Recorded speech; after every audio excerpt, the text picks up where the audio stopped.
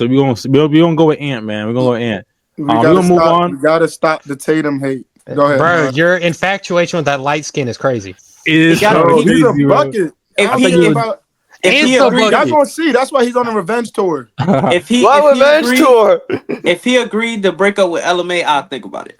All right, we're gonna move on to the next topic. Joel Embiid returned this week after being suspended and being on injury and stuff like that. How did y'all feel about his return back to the 76ers? Do y'all feel he lived up to the hype? Sean, you want to go first? They're still bottom of the East. No. like I'm pretty sure right before today, I looked up Joel Embiid's stats. It was like 20 points, 5 rebounds, and they're still bottom. Like, I've been hearing more about Jared fucking McCain. Like, everyone be talking about how he paints nails or do the talkies, but that motherfucker has balled out like in the last 4 games, and they're still bottom of the East. I know Paul George, he's not been himself. Tyrese Maxey is out, but when you're an MVP for 2 games and he's still bottom of the East, I know he has to get some back up. Like, I know he's claiming that he's not going to play any back-to-back games, and I think that's horseshit because he has not proven to be deserving of that right to miss back-to-back games. But no, so far it's not living up to the hype, and the only way that the hype will go up is that if they start winning games, and everything has to take front with their star player. All right. Can I talk about something a little deeper? Yeah. So with his suspension, not to get off topic, I feel like it was warranted, and I think as like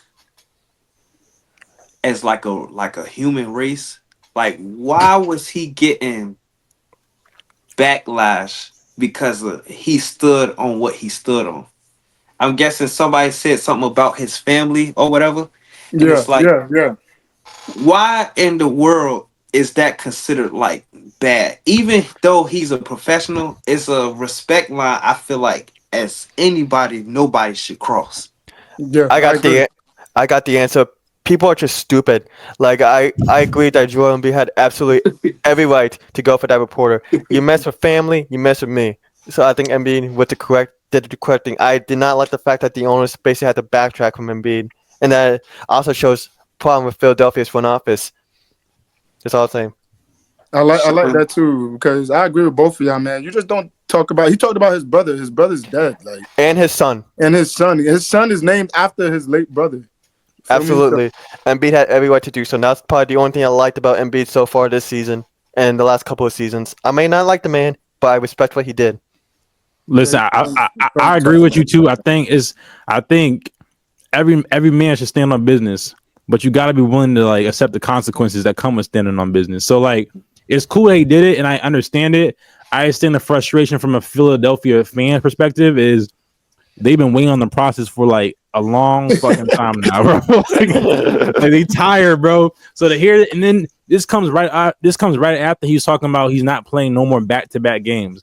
So niggas ain't trying to hear that, you know. So I get why he did it. I understand. I'm not even gonna bash him on that. I just think it's a bad look based upon like, bro, you was playing in the Olympics, but now you hurt. Now you shoving niggas. Like, it was just a weird. It was just a weird feeling, bro. It's a weird. I don't know how to. I don't know. Someone else go. I can't. I don't know. So how to think about that. do y'all think, I didn't really see the dominant Joel Embiid from his return, but do y'all think that them saving him, how they doing for the playoffs, is going to work? Go ahead, Nut. So far, without him playing at all, they are 2-10. Sean, right? Is that what you said? Yeah, around that, like 2-10. Let me bring up the official standings, but so far I believe they are 2-10. So clearly, they need him. Either that or they need something else. I mean, I understand Maxey's hurt, but even when Maxey was healthy and when he played, he couldn't do it by himself. PG can't do it by himself, and I might even say Embiid can't do it by himself. I mean, I don't know. That big three needs to come together and try. And what's sad is they got a good team. They got a good team. They do got a good team. Now, let On me paper. point this out real quick. So, Embiid just got done playing in the Olympics, correct? Mhm. They didn't want him to play. I know the Philadelphia's front office didn't want him to play in the Olympics because of he wasn't. You remember, he was still hurt. He was hurt in the Olympics because I remember before the playoffs started, that first round, he got hurt and they rushed him back so that he could make it for the first round in the playoffs. And he wasn't looking like the MVP Embiid in that first round last year. So they lost, right? And then right after that, he was playing hurt, so he continued and went to Paris and played in the Olympics hurt. And he didn't start the beginning of the season, correct? Because he was still hurt. Now Yeah. he finally comes back for the NBA Cup. They played the Knicks. Man, I don't know if y'all watched that game, but I watched Garbage. that game. And he looked terrible coming back. Yeah. There was a possession. I got it right here in my notes. There was a possession where like Cameron Payne shot a floater, and then B just let Payne get his own rebound, right? He let him get his own rebound. Then he kicked it out to OG, and B is supposed to close out. He just let OG shoot the wide open three. Then he clanked it. Then let Cat, then box out Cat. Let Cat get the offensive board. Passed it back to OG for a wide open dunk. He was showing no effort, bro, on defense at all. It was terrible. He looked terrible. He's still, I believe he's still hurt, bro. I believe he's still hurt and he's playing hurt because he's tired of what the fans are saying.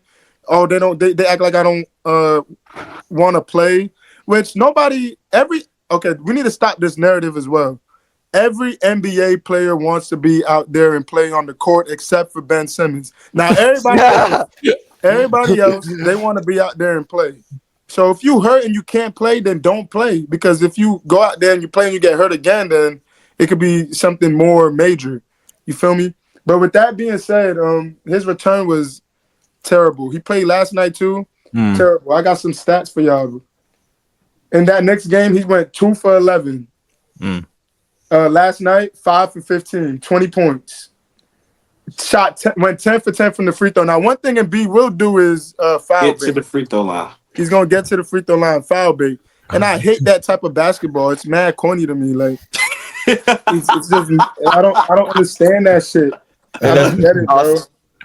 That's also why there was literally no hype for Embiid's return, because we all know the man's game is basically flop like a bitch, go to the free throw line, and then immediately get injured and leave. Because that was the only two things I saw from any highlight of Embiid this season: flopping, leaving to the locker room. You better chill out, Sean. That nigga might put you next, bro. Going back, They need me out there. They need me. I got charisma. Look, going back to Josh's point on like some NBA fans thinking like these players don't want to play. I feel like what don't help with that is these players' attitude to the media. Like, for example, Kawhi Leonard might really be hurt, but it's just his like aroma about it. It's just like if the media ask Kawhi Leonard about it, he'll be like, you know, just gotta I'm get a back fun in the guy. gym, man. You know, we just gotta get back in the gym, man. So it comes off as, you know what I'm saying? Yeah, But I feel like, you know, Joel Embiid, he'll be all right. He still got to get his, you know, he still got to get in season shape. I feel like what we not giving respect is Tom Thibodeau. That man is a defensive genius. So I think he got thrown off his game, and then after that, the effort went out. So he went back in the lab. But nah, Joel, they paying you a lot of money. They built this team around you. Got to get your big ass in there. I got multitude of different teams around you, mind you. I agree. I got two things to add. So back to Josh's point about people thinking NBA players don't want to play. I think everybody understands injuries and can recognize when a player is actually injured.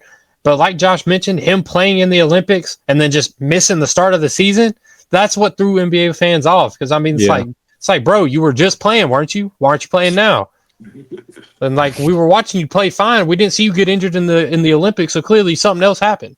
I think that's what threw NBA players. I think that's what threw fans off. And to Teek's point about Tom Thibodeau, I feel like that's crazy considering Cat has a Sean. I think you know the percentage better than me. Oh yeah, Karl Anthony Towns, when opponents go to the basket. Karl Anthony Towns is basically a walking cone. Like opponents, I'm sure the stat has definitely been changed considering it's been like 2 weeks ago. But opponents were 31 to 34. That means people only miss 3 shots all season when Karl Anthony Towns was guarding at the basket. Like it was basically just allowing a Make-A-Wish kid to get a free bucket when going near Karl Anthony Towns at the basket. I'm sure that has changed. But it was that's basically what I felt like. Here's a bucket. Yahoo! But I think the rest of that Knicks team can play defense. It's just not Cat. Yeah. Yeah, Cat's not he's not a defender, but he worked Embiid in the NBA cut though. Embiid is Embiid is just when he came back. This dude, man, what I saw, bro. And Paul George, don't let me get started. We got a friend named Kev, big Paul George fan. This nigga's trash now, bro. I'm sorry, bro. Bro, Josh, that's the GOAT. That's the GOAT. That's not the GOAT, bro. I forgot what game he came back. It was his first game back. I think it was against LA. I'm not sure. Don't quote me on that. But he looked it good when the first game I saw him. But it's like I feel like the system that's in place is meant to get Joel Embiid the ball. Mm-hmm. And it's like being that Joel Embiid ain't there, it's like they don't really got a direction to go in. So that's making players off their game. It's like once everything gets settled in, Paul George gonna wake up now. But how much time? My bad, I don't mean to cut you off. Go. How much time? Like when we say as NBA fans, okay, I got a question for y'all. How much time do teams need when they add a new player like Paul George on the 76ers or Mikal Bridges on the Knicks?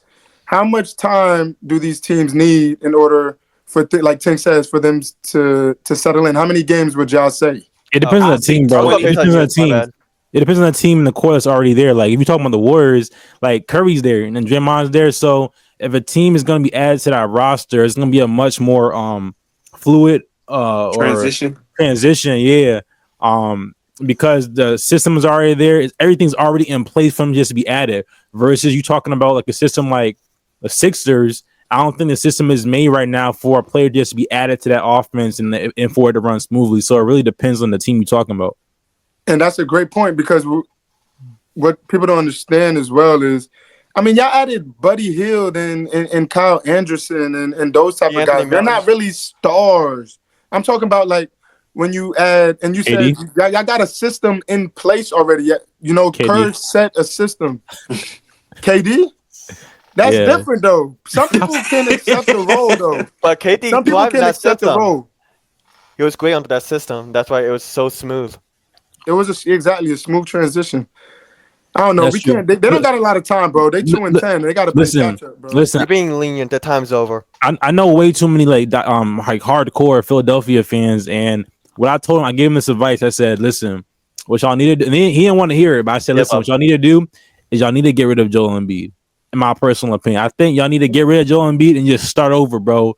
Rebuild because this process is taking too long, and I personally don't think no matter what they do, Joel Embiid is not going to be ready for the playoffs, bro. It's going to be the same thing every year. And no matter how good of a player you are, it don't matter if you're not there.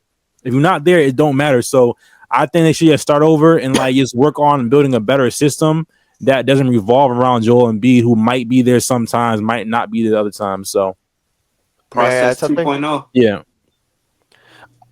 Joel Embiid in Game 7s never shows up. Like, think ever since the Kawhi series, he has shot horrible in every Game 7 that he has played in. Like, given the circumstances for, like, say, the Atlanta Hawks series, Embiid was like 5 for 21. He got bailed out of immense criticism because Ben Simmons did that horrible play that defined his entire career. Rightfully so. That man's a bum. But Joel Embiid, he's not cut to lead a team to the finals. They should give up. Rebuild on fucking Tyrese Maxey, Jared McCain, 6-man. Yeah, Jared McCain, he's shown to have immense flash potential. Maybe use him as a trade asset to maybe get someone else upcoming. But the time about Joel Embiid is over.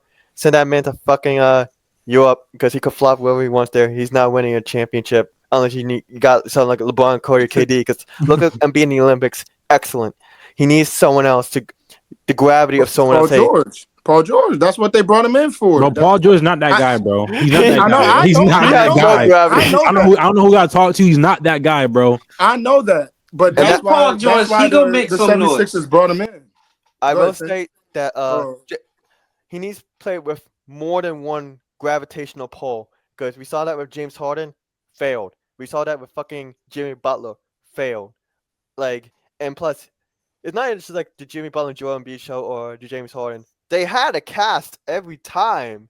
It's that this man never shows up when needed the most, and the only reason like he even was good in the Olympics was because LeBron, Curry, and KD, along with Devin Booker, the gravity was too much for all the other countries, and that's why USA is also one of the best country in the world, no questions asked. But also, Joel Embiid, in terms of leading a team by himself to and past the finals, he hasn't even made it to a conference finals. He's not cut. He hasn't. Nada. So we're gonna move on to the next topic. I feel like we spending way too much time on Joel Embiid, who has not won a championship. So we're gonna move to the next topic.